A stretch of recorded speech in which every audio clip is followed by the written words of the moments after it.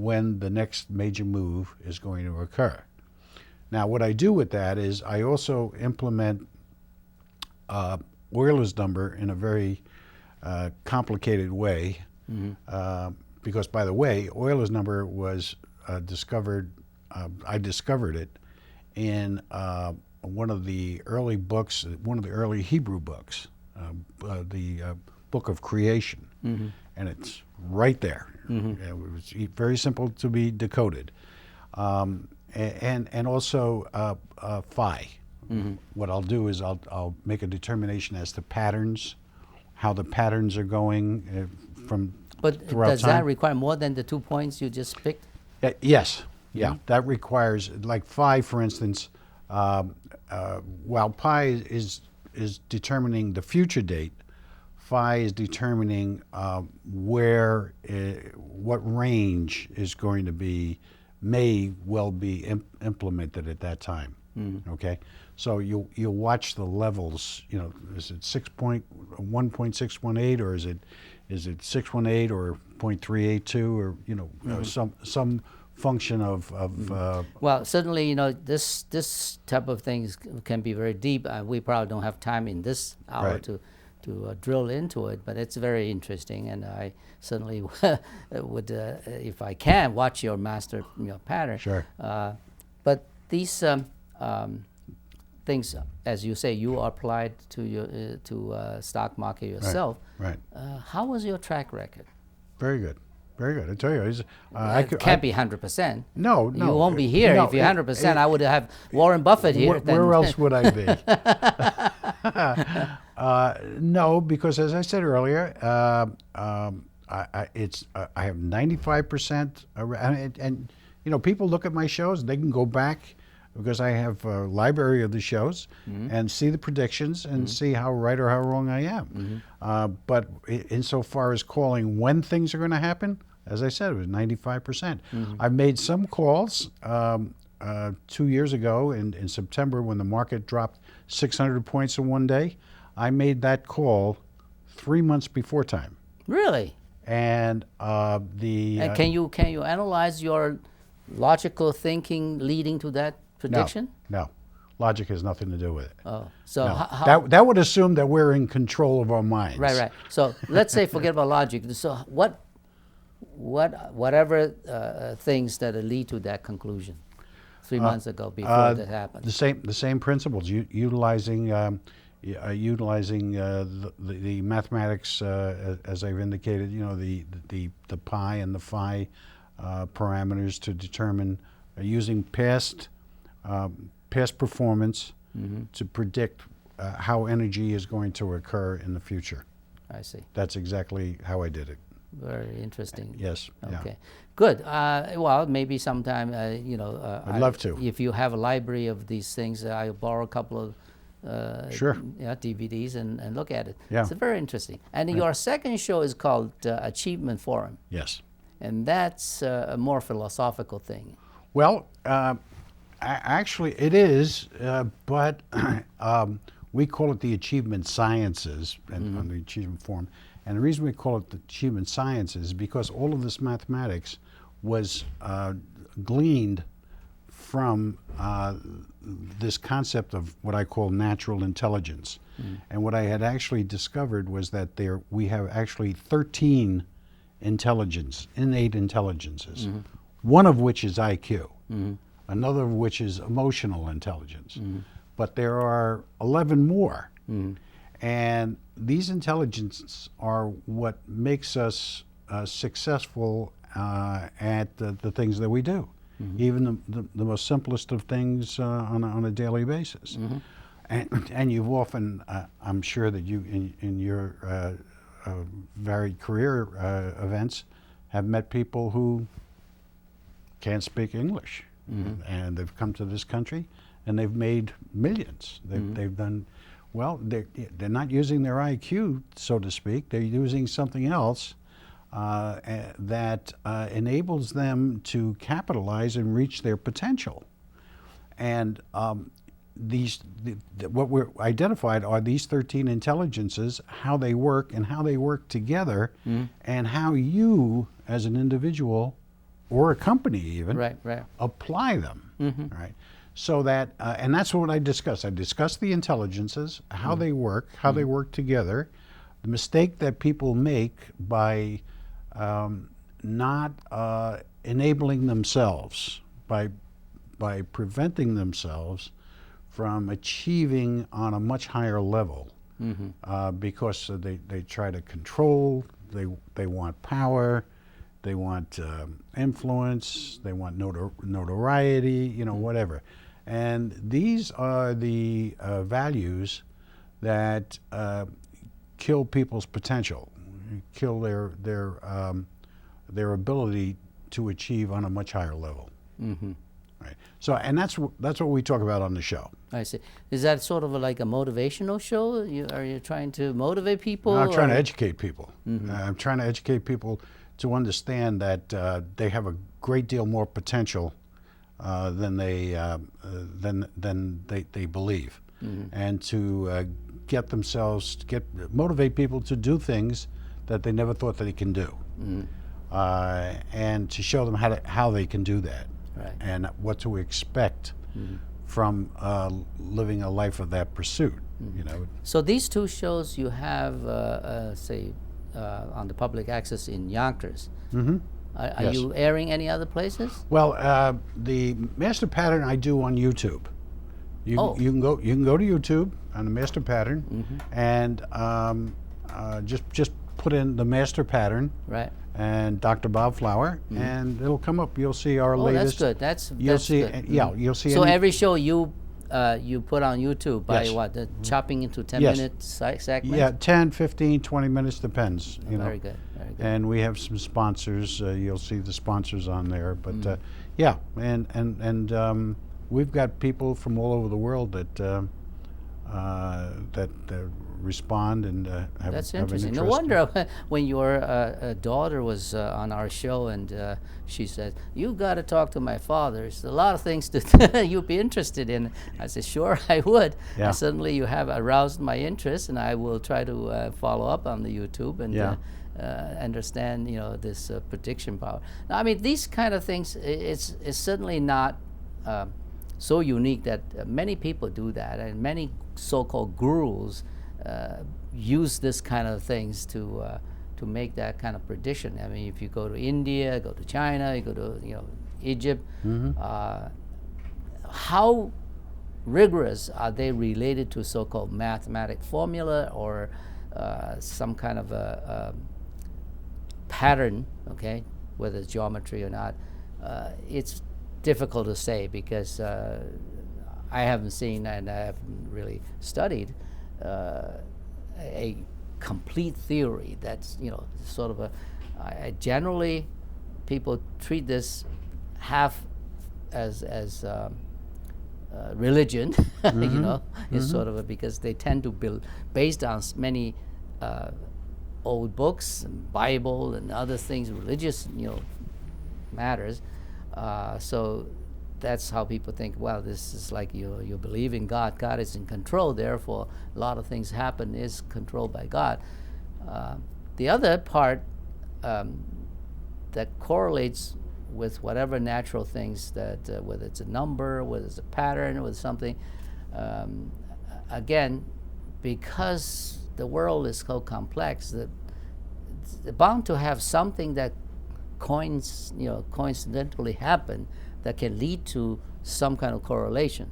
Okay, it's like you're dealing with zillions of things. Out of that, you can find 10, 15, 20, correlations, which is nothing. I mean, 10 divided by zillions is nothing, right? So, in that sense, at least I have not really followed to say, well, there is a real theory, but I just think that maybe because your doctorate work on the system science, the so-called system is not a physical system in the computer machinery other Yes. thing, rather it's a more virtual system that lead to think that way.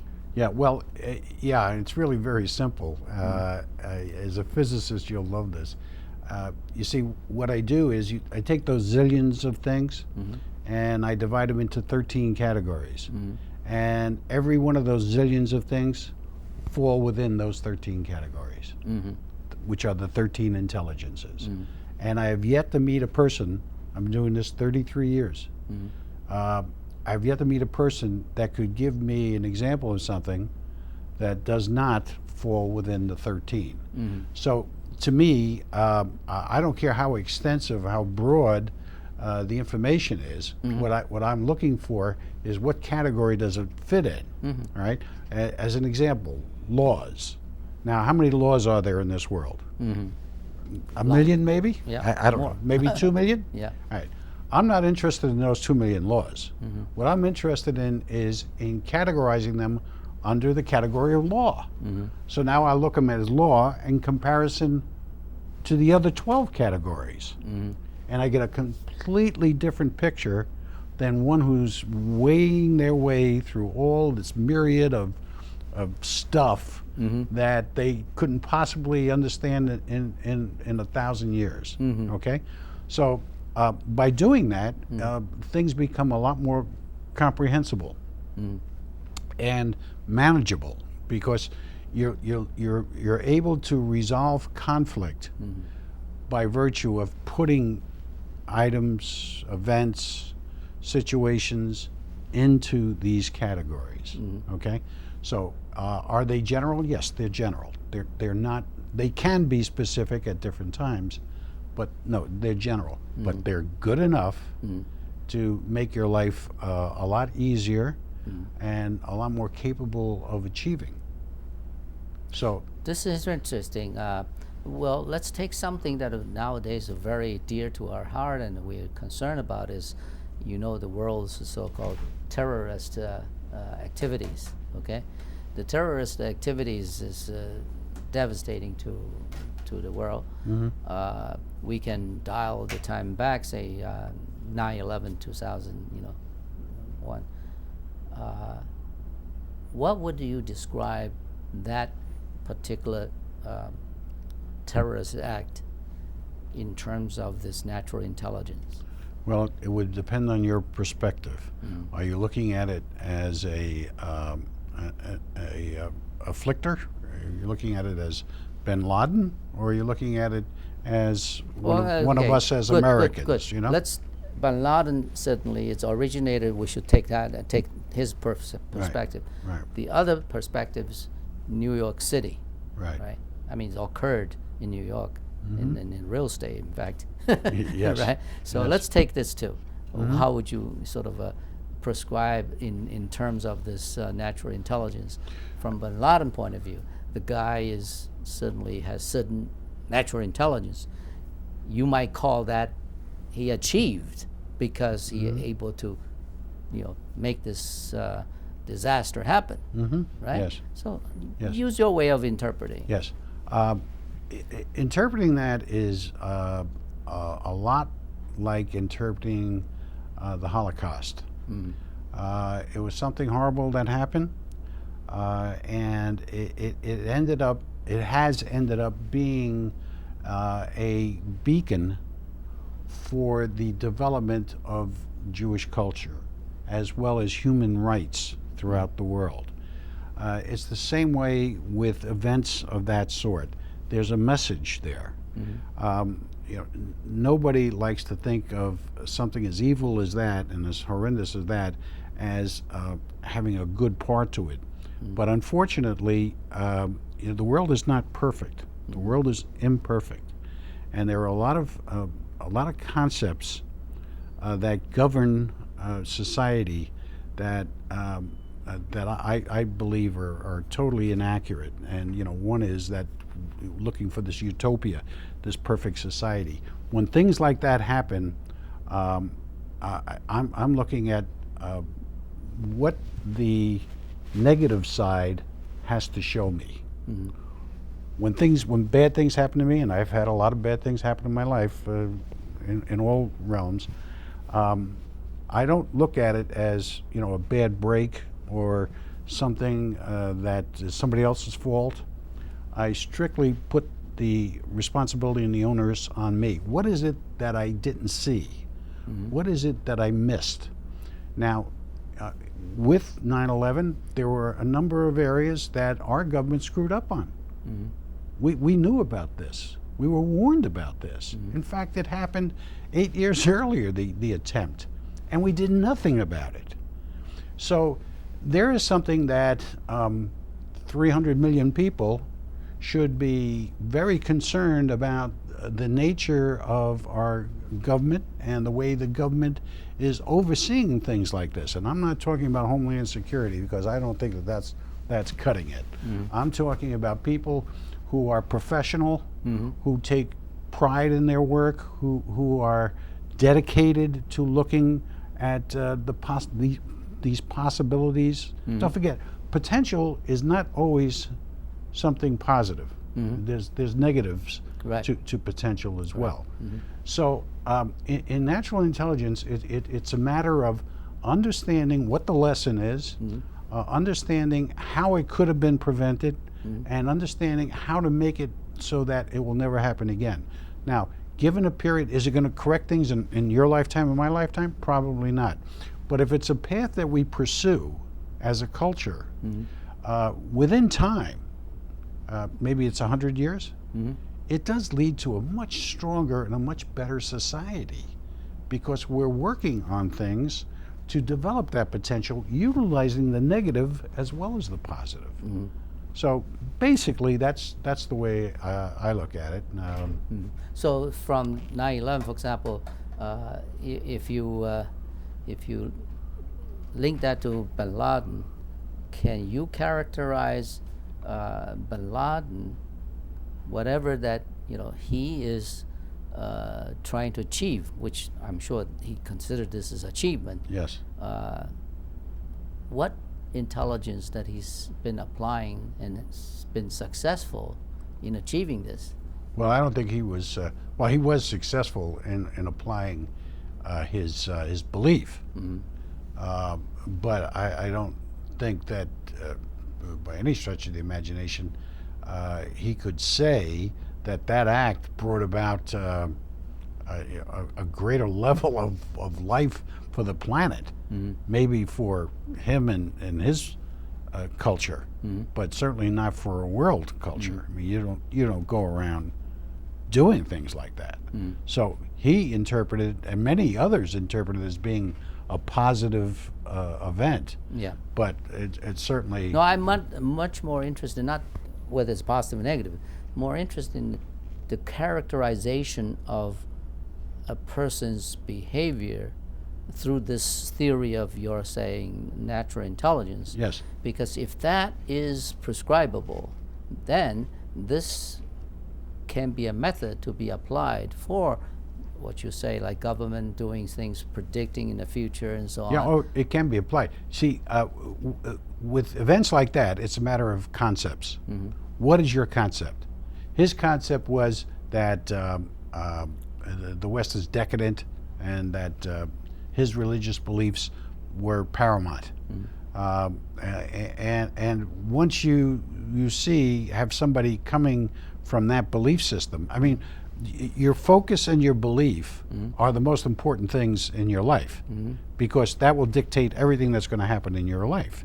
So all you need to do, and this may sound simplistic, but 33 years of research, all you have to do is look at what is somebody focusing on, and what is their concept or their belief about that thing.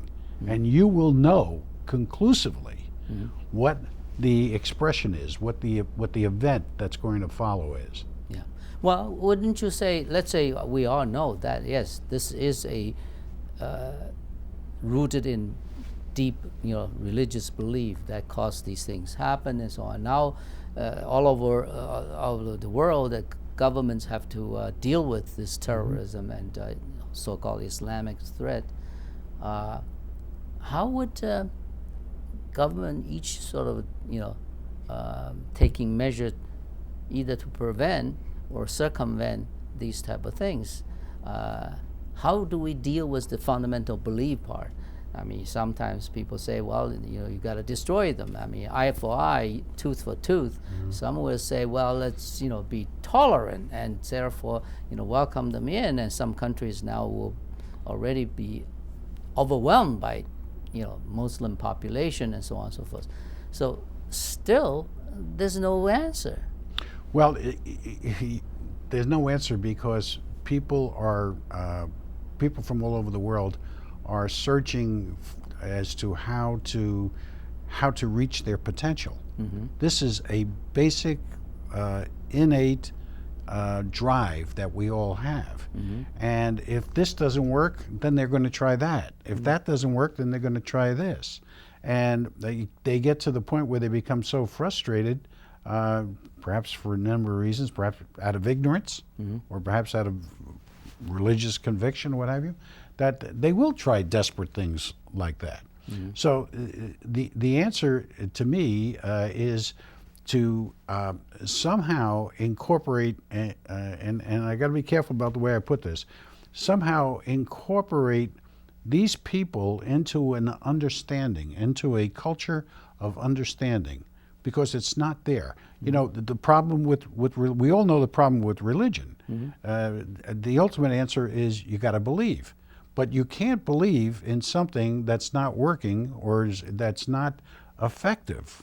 And I mean, when you're starving and you're praying and nothing is happening, and somebody comes along and offers you another religion, you're going to go with that religion, especially if you can see that you're going to get some food out of it. That's human nature. So the idea is to have a philosophy and not a religion. I mean, I hate to be so argumentative, but that's the most important thing. Teaching people awareness and concepts. That is what needs to be done. And I think the answer in these third world countries is to appeal to the youth and the women, because they are always subjected to the horrors of these cultures and these religions.